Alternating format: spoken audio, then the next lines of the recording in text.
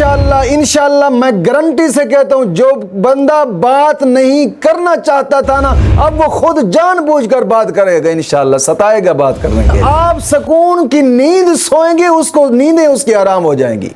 یہ اتنا ایک طاقتور اور مجرب وظیفہ ہے انشاءاللہ العزیز۔ سلام ہو ان آنکھوں پر جو بیدار رہتی ہیں، سلام ہو ان آنکھوں پر جو بہتی رہتی ہیں، سلام ہو ان محرابوں پر جو روشن اور منور ہیں، سلام ہو قطرہ قطرہ بن کر گرنے والے آنسوؤں پر، سلام ہو سوختہ دلوں سے نکلنے والی آہوں پر۔ الہی ہمیں بھی ان لوگوں میں شامل فرما جن کے روزے اور نمازیں تو نے قبول فرمائی ہیں، اور جن کی برائیوں کو تو نے نیکیوں سے بدل دیا اور اپنی رحمت سے جنت میں داخل فرمایا اور ان کے مراتب بلند فرمائے۔ آمین آمین آمین یا رب العالمین۔ الحمدللہ رب العالمین والصلاة والسلام علی سید الانبیاء والمرسلین، اما بعد فاعوذ باللہ من الشیطان الرجیم، بسم اللہ الرحمن الرحیم، اہدنا الصراط المستقیم، صدق اللہ مولانا العظیم۔ روحانی پاورفل وظائف میں سے آج ایک اہم سبق دوستوں کی نظر کرنا ہے۔ محبت کا ایک اہم ترین اسم اعظم کا وظیفہ ہے کہ جو شخص بات نہیں کرتا یا بات نہیں سنتا، آپ یہ وظیفہ کریں گے تو یہ ایک خاص اور جلالی اسم اعظم ہے۔ بزرگ فرماتے ہیں کہ وہ بات کرنے پر مجبور ہو جائے گا، کیونکہ تسخیر خلائق کے لیے اس اسم اعظم کو بہت زیادہ پڑھا جاتا ہے، اور کوشش فرمائے کہ جائز کاموں کے لیے اس کو استعمال کریں، کہ ناجائز کے لیے بالکل ہی ہماری طرف سے کوئی اجازت نہیں ہے۔ جائز کے لیے استعمال کریں، مثال کے طور پر میاں بیوی کی بات نہیں سنتا، یا بیوی میاں کی بات نہیں سنتی، یا بہن بھائی آپس میں ایک دوسرے کی بات نہیں سنتے، یا پھر آپ شادی کے لیے کرنا چاہتے ہیں، کہیں کوئی شادی کے لیے آپ کی بات نہیں سنتا،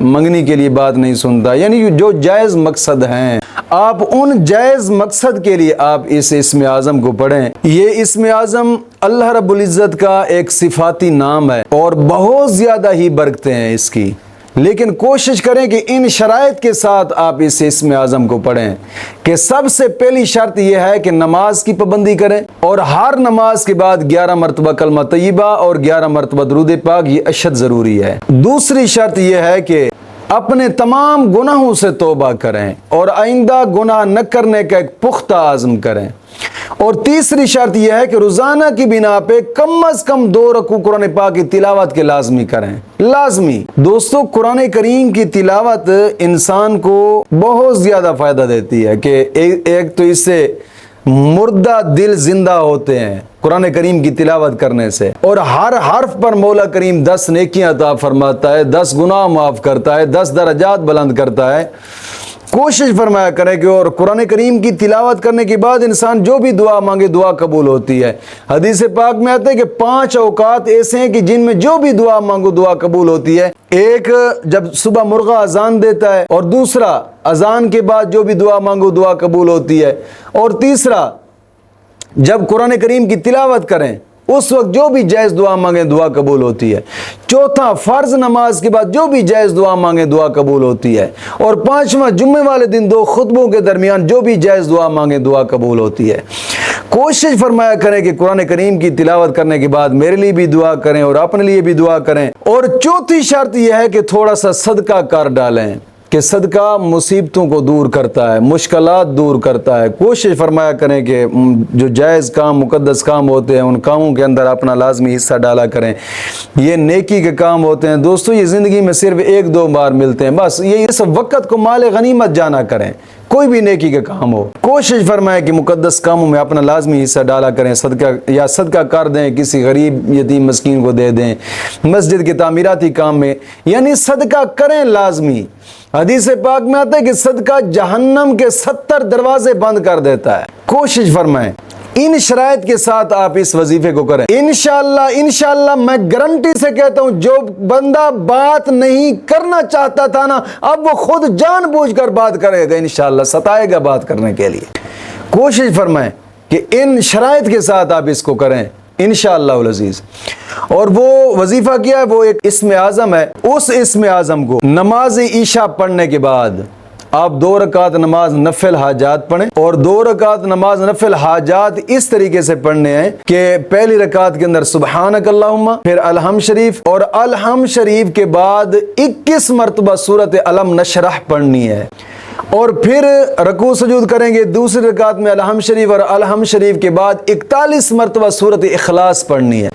फिर जब सलाम फेरेंगे, सलाम फेरने के बाद 11 मरतबा दुरूद पाक पढ़कर रब की बारगाह में दुआ कर दें, और फिर जब सोने के लिए आए तो किसी से बात नहीं करनी, वजीफे से पहले भी और वजीफे के बाद भी। बेशक आपको अगर है कि यार मैं किसी से बात करनी लाजमी पड़ जाएगी, तो थोड़ा सा लेट पढ़ लें नफिल। ईशा की नमाज बेशक जमात के साथ पढ़ लें, और नवाफिल सोने से पहले पढ़ लें। जब सोने लगे तो इस वजीफे को करने से पहले किसी से बात नहीं करनी, और ना ही करने के बाद किसी से बात करनी है। अपने दिल पर हाथ रखकर आंखें बंद कर लेनी है। आंखें बंद करके अपना दिल, दिमाग, ज़मीर अपने रब की बारगाह में झुका लेना है, और फिर 70 बार आपने इस वजीफे को करना है। या वदूदो या वदूदो या वदूदो, 70 बार आपने 70 बार इसको पढ़ना है, या वदूदो को, और फिर 70 बार अपने दिल पर हाथ रखकर या बुद्दू हो। ये दोनों इसमें आजम अल्लाह रब्बुल इज्जत के सिफाती नाम है।